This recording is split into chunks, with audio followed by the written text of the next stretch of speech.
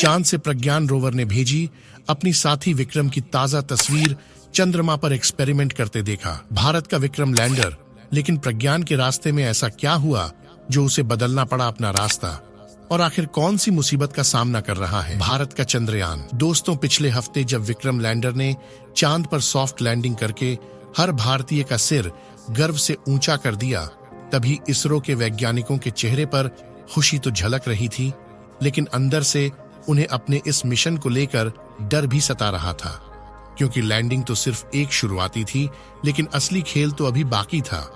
क्योंकि बदलते तापमान, उबड़ खाबड़ रास्ते, बड़े बड़े गड्ढे, फिसलती हुई रेत के टीले और कम सौर ऊर्जा पहुंचने के कारण विक्रम लैंडर और प्रज्ञान रोवर के अगले 14 दिन काफी कठिन गुजरने वाले थे। उन्हें किसी की भी मदद के बिना अपना यह रिसर्च का मिशन पूरा करना था। इसी बीच प्रज्ञान रोवर का सामना एक ऐसी अनजान चुनौती से हो गया है जिसका किसी को अंदाजा नहीं था। तो आखिर क्या है वह चुनौती? इस मुश्किल से बचने के लिए इसरो ने क्या कदम उठाए हैं और हमारा विक्रम रोवर आखिर इस वक्त क्या कर रहा है? ये सारी बातें जानने के लिए वीडियो के अंत तक अवश्य बने रहिए। यू कैन स्टडी एक और नए नॉलेजेबल वीडियो के साथ। दोस्तों, इस वक्त भारत का विक्रम लैंडर और प्रज्ञान रोवर अपने रिसर्च मिशन में लगे हुए हैं और हर पल इसरो को चांद से जुड़ी बहुत इंपॉर्टेंट डेटा भेज रहे हैं, जिसे पर्दे के पीछे बैठे इसरो के 200 से भी अधिक वैज्ञानिक हर पल स्टडी कर रहे हैं। और आने वाले दिनों में भारतीय स्पेस एजेंसी इतने बड़े खुलासे करने वाली है जिसे देखकर दुनिया भर की सभी स्पेस एजेंसी के छक्के छूटने वाले हैं। इसकी झलक देते हुए इसरो समय समय पर विक्रम लैंडर और प्रज्ञान रोवर की तरफ से कुछ ताजा अपडेट शेयर कर रहा है। इसी बीच इसरो की तरफ से एक बहुत ही बड़ी खबर आ रही है, जिससे प्रज्ञान रोवर की काबिलियत को साबित कर दिया है। दरअसल 24 अगस्त के दिन विक्रम लैंडर के सीने से निकलकर जब प्रज्ञान रोवर चांद पर अपने रिसर्च मिशन के लिए आगे बढ़ रहा था, तभी उसका सामना एक बहुत ही बड़ी क्रेटर से हुआ, जिसमें वह गिर जाता तो बाहर निकलना नामुमकिन हो जाता। लेकिन ऐन मौके पर प्रज्ञान रोवर ने अपनी ब्रेक दबाई और गड्ढे में गिरने से बाल बाल बच गया। इसके बाद उसने तुरंत इसरो को यह डेटा मिशन ऑपरेशन कॉम्प्लेक्स को भेजी, जहां बैठे 200 से भी ज्यादा वैज्ञानिक पूरी तरह से सतर्क हो गए और उन्होंने प्रज्ञान रोवर को वापस आकर उसे दूसरे रास्ते पर जाने का कमांड दे दिया। साथ ही इसरो ने सोशल मीडिया पर इस क्रेटर और प्रज्ञान रोवर के वापस आने के निशान की तस्वीरें शेयर की है। इस अपडेट को शेयर करते हुए इसरो ने यह बताया कि 27 अगस्त 2023 के दिन रोवर अपने स्थान से 3 मीटर आगे चला, जहां उसे बहुत ही बड़ा 4 मीटर का काफी गहरा गड्ढा मिला, जिस देखकर हमने प्रज्ञान रोवर को वापस आने का आदेश दे दिया है। साथ ही उन्होंने इस बात की पुष्टि कर दी है कि इस वक्त प्रज्ञान रोवर पूरी तरह से सुरक्षित है और अब एक नए रास्ते पर आगे बढ़ रहा है। लेकिन अगर उस पर इसरो का ध्यान ना जाता तो फिर प्रज्ञान रोवर का टायर फिसल जाता और यह गड्ढे में आसानी से गिर जाता। लेकिन इसरो के वैज्ञानिकों की काबिल टीम ने उसे बचा लिया है। इसी के साथ दोस्तों, प्रज्ञान रोवर ने चंद्रमा से एक ऐसी तस्वीर शेयर कर दी है जिसे देखकर नासा, चीन और रूस का गला सूख गया है और विदेशी स्पेस एजेंसियों के वैज्ञानिकों के रोंगटे खड़े हो गए हैं। जी हाँ, प्रज्ञान रोवर ने इसरो के कमांड सेंटर को चांद पर काम कर रहे हैं विक्रम लैंडर की तस्वीरें शेयर की है, जिन्हें शेयर करके इसरो ने लिखा है कि 30 अगस्त की सुबह प्रज्ञान रोवर ने मिशन की फोटो खींची है, जिसके लिए उसने अपने नेविगेशन कैमरा का इस्तेमाल किया है। इन तस्वीरों में विक्रम लैंडर चांद की सतह पर अपने चारों पैरों पर खड़ा दिख रहा है, जो सूरज की रोशनी से चमक रहा है।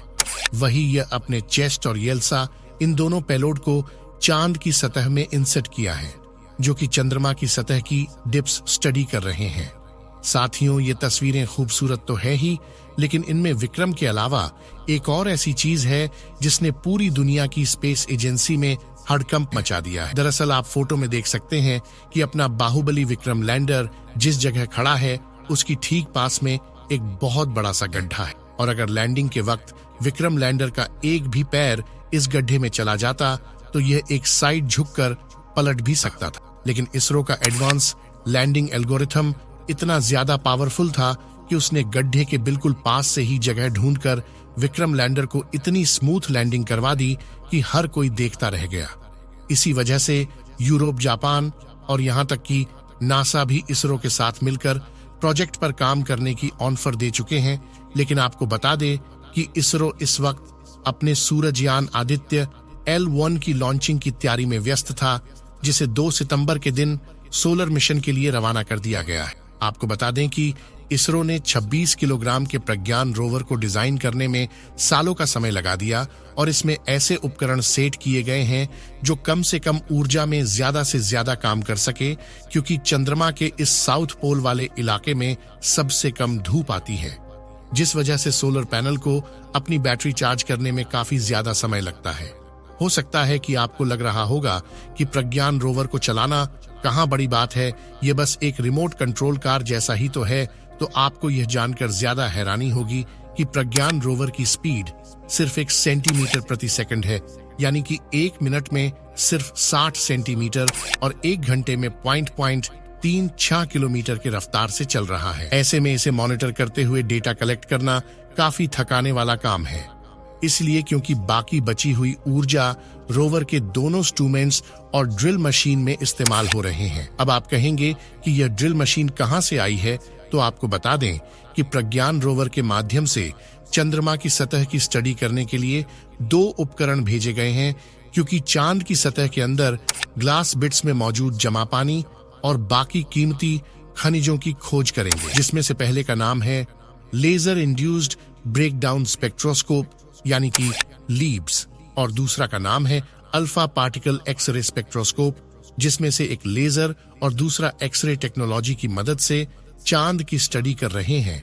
लेकिन उसके साथ में एक ड्रिल मशीन भी भेजी गई है जो चंद्रमा की सतह को खोदेगी और वहां पर स्टडी की जाएगी। ऐसी ही एक ड्रिलिंग मशीन चंद्रमा के विक्रम लैंडर के चंद्र सरीफिस थर्मोफिजिकल एक्सपेरिमेंट उपकरण में भी लगाई गई है, जिससे चांद की सतह को स्टडी करते हुए यह बात साबित कर दी है कि जैसे पृथ्वी का कष्ट अंदर से काफी गर्म है, वहीं चांद का कष्ट अंदर से काफी ज्यादा ठंडा है।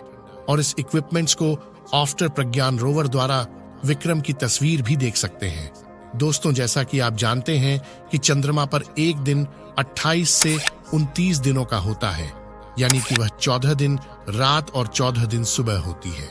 और इसरो ने चंद्रयान 3 के विक्रम लैंडर को चंद्रमा के पहली सुबह को ही उतारा था, यानी को इसके पास रिसर्च करने के लिए केवल 14 दिन ही थे, क्योंकि 14 दिन बाद यहाँ अंधेरा हो जाएगा, जिसके साथ विक्रम और प्रज्ञान की चार्जिंग खत्म हो जाएगी और उनका मिशन पूरा होगा, जिसमें से बीते 7 दिनों में थोड़ा समय तो क्रेटर की वजह से प्रज्ञान को वापस बुलाने और अलग रास्ते पर भेजने में खत्म हो गया था। ऐसे में इसरो अगले 7 दिनों का इस्तेमाल बड़ी बखूबी से करने का प्लान बना रहा है, ताकि प्रज्ञान और विक्रम की मदद से ज्यादा डेटा इकट्ठी की जा सके। इसी बीच खबर आ रही है कि चांद से मिली डेटा को स्टडी करते हुए इसरो के वैज्ञानिकों की टीम ने एक बड़े साइंटिफिक ब्रेक थ्रू के करीब पहुंच चुकी है और जल्द ही ऐसा खुलासा करने वाली है जिससे दुनिया भर में हंगामा मचने वाला है। हालांकि यह पानी की खोज होगी या किसी कीमती खनिज की या फिर एलियन की मौजूदगी की, ये वक्त ही बताएगा। लेकिन अगले 7 दिनों में कुछ बड़ा होने वाला है, उसकी गारंटी है। साथियों, चांद पर रिसर्च करना जितना मुश्किल है, वहां पहुंचना तो उससे भी ज्यादा कठिन था। और इस सफर में आंध्र प्रदेश से रवाना होने के बाद स्पेस में चंद्रयान 3 ने पृथ्वी के 21 चक्कर लगाए थे। उसके बाद लंबे सुनसान ग्लोटिव हाईवे में सफर किया था और फिर चांद के 120 चक्कर लगाकर सबसे मुश्किल पड़ाव यानी लैंडिंग को पार किया था। यहाँ आपको यह जानकर अचंभा होगा कि सफर में चंद्रयान 3 ने 55 लाख किलोमीटर का सफर तय किया था। वही अब रिसर्च मिशन में भी यह पूरी जी जान से काम कर रहा है, जो इसरो की टेक्नोलॉजी की एडवांसमेंट और मजबूती दर्शाती है। दोस्तों, आज के लिए बस इतना ही।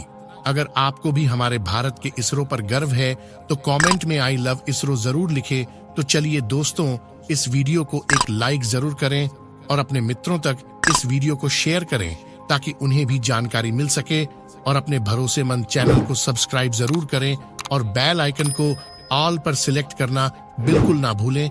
मिलते हैं किसी और नॉलेजेबल वीडियो के साथ। वीडियो को अंत तक देखने के लिए धन्यवाद।